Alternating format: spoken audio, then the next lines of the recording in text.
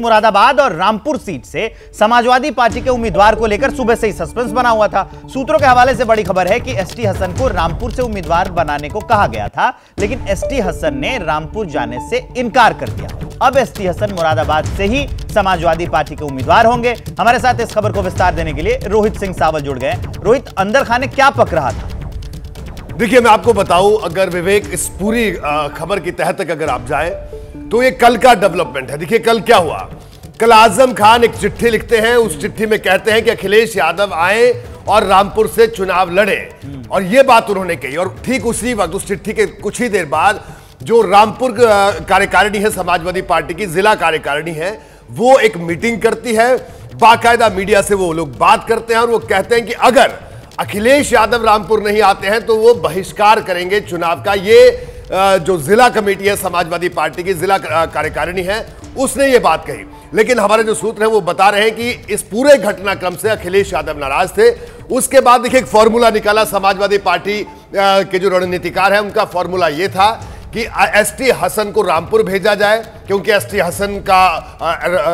हसन रामपुर से बिल्कुल सटी हुई सीट है मुरादाबाद। विवेक, वहां से सांसद रहे हैं, मेयर रहे हैं, डॉक्टर हैं, और उस पूरे इलाके में उनकी पहचान भी है।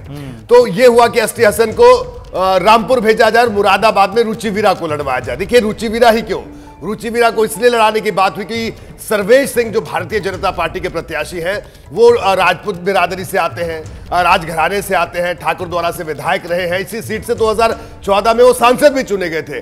तो ये हुई कि अगर रुचिवीरा को यहां से लड़वाया जाए मुरादाबाद से, तो जो ठाकुर वोट हैं उस पर भी सेंधमारी हो सकती है, और मुसलमान और जो दूसरे यादव है या दूसरी जातियां हैं वो समाजवादी पार्टी को मिलना तय है।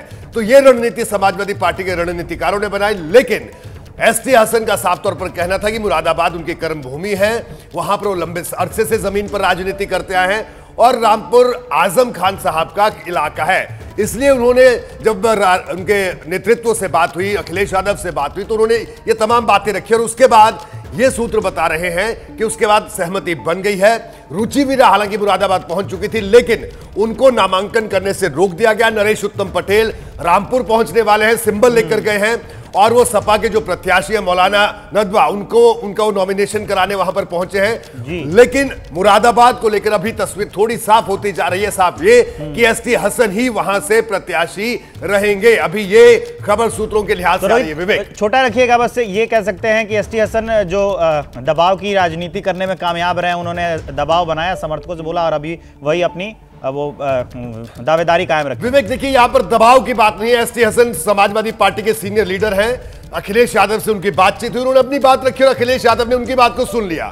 दबाव की राजनीति एसटी हसन समाजवादी पार्टी में नहीं करते, अगर उनकी सियासत को देखा जाए। ठीक है रोहित, इस जानकारी के लिए आपका बहुत बहुत शुक्रिया।